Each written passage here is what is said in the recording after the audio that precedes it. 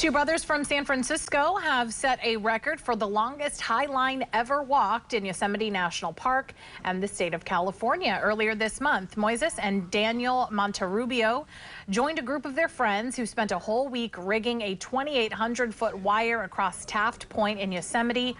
After that, Daniel and his brother carefully crossed that wire 1,600 feet above the ground. The new highline record nearly 3 times longer than the previous one. Quite the feat for these brothers. They're joining us now to talk about that very daredevilish stunt.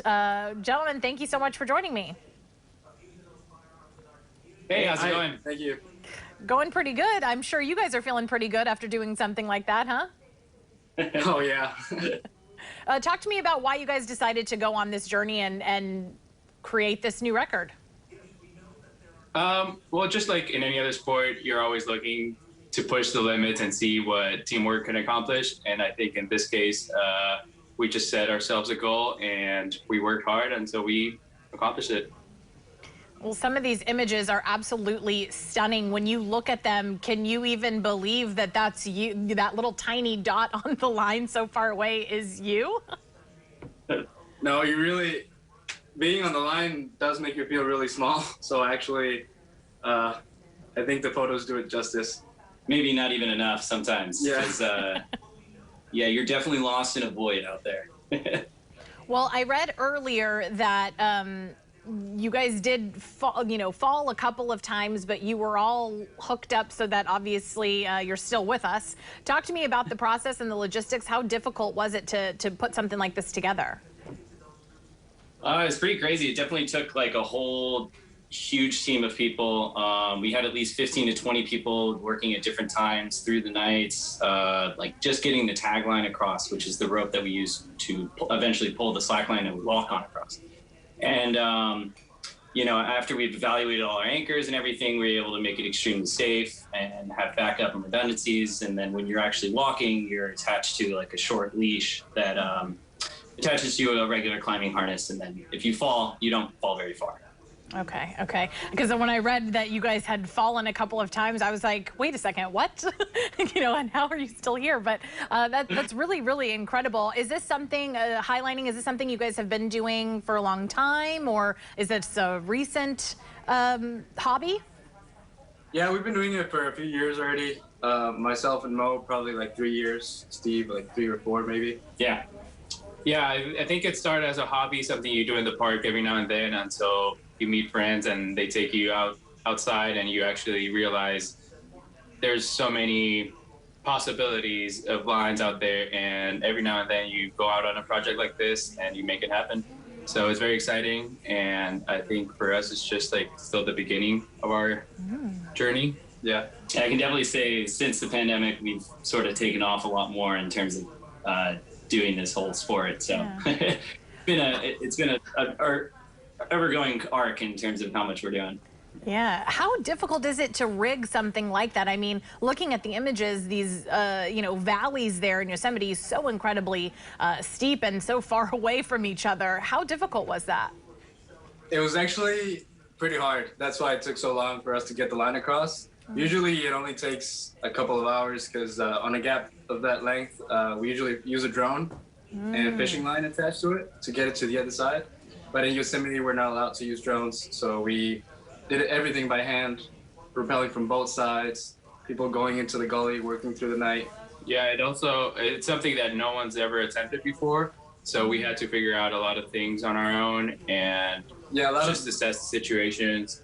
A lot of the things we did at the bottom of the gully were experimental because it wasn't a straight line from anchor to anchor, so at the bottom we had like redirects set so that zigzags, a zigzag, so that when the line was lifted, we cut them and it went flying into the air, and it cleared a bunch of trees that were in the would be in the way. Yeah. There's a lot of logistical issues and things you have to work through to figure this out. I mean, the feeling to be up there and in the middle of this line, what is that feeling? Because I will never try this myself. So tell people how it feels. It's definitely an amazing feeling. Like, honestly, sometimes I look at my feet and I still can't believe that's me up there. But for this specific line, it felt very special just because you look at all the work behind it. You see your friends at the anchor cheering, and I mean the view is just amazing. You have El Capitan right in front of you. You see the valley, you see the waterfalls, and I think it's just one of the best experiences, at least from my life. Definitely. Yeah. Oh, Yeah, that was crazy out there. I'm I watching. crossed it. I'm watching. Yeah. Sorry, I just got so distracted by the video that that we're playing. Were you right in the middle when you were doing this kind of up and down motion? Oh, balancing it? Was that Kristen? I think that maybe you're looking at. Yeah. Yeah. Oh, okay. She's probably a third of the way out there doing that, and she's pretty incredible because she can walk a high line sideways, which not a lot of us can do. And Yeah. she'll do almost the entire length, doing what's called a crab walk. So she's just shuffling her way across, and she's extremely talented. Yeah, she was the Wow. first woman to cross it Yeah. ever. Very, very impressive. You guys said this is definitely not the last one you're going to do. What are the plans for the future? We got some plans. We got some plans. Definitely going bigger, but in different places. Hopefully back in Yosemite sometime. Bigger than yeah. Yosemite? Yosemite in different countries, different states, lots of plans. Oh, yeah. Even for this year, the next couple of weeks and months. Wow. Yeah, we'll be hearing a little bit about this. Well, you guys are, I mean, I guess inspiration for some. For me, I'm enjoying just watching the video. I think it's, you know, it must be a really liberating experience for you guys. Anything else you want viewers to know about why you chose to do something like this? Well, also it's very special for Yosemite because that's where the sport started. That's where it all began. That's where the first highline was ever rigged. And for us to do a line of that length there and do it by hand and use all natural anchors without the use of bolts, I think that was pretty special for us and And for the our community. sport and the Yeah, community. yeah. I mean, and to any viewers out there, like just like any other sport, you start small. We started in the park, tree to tree, and I mean, eventually you'll meet friends that I'll take you up there, and the experiences are like none I could have ever imagined. Like just like really rewarding.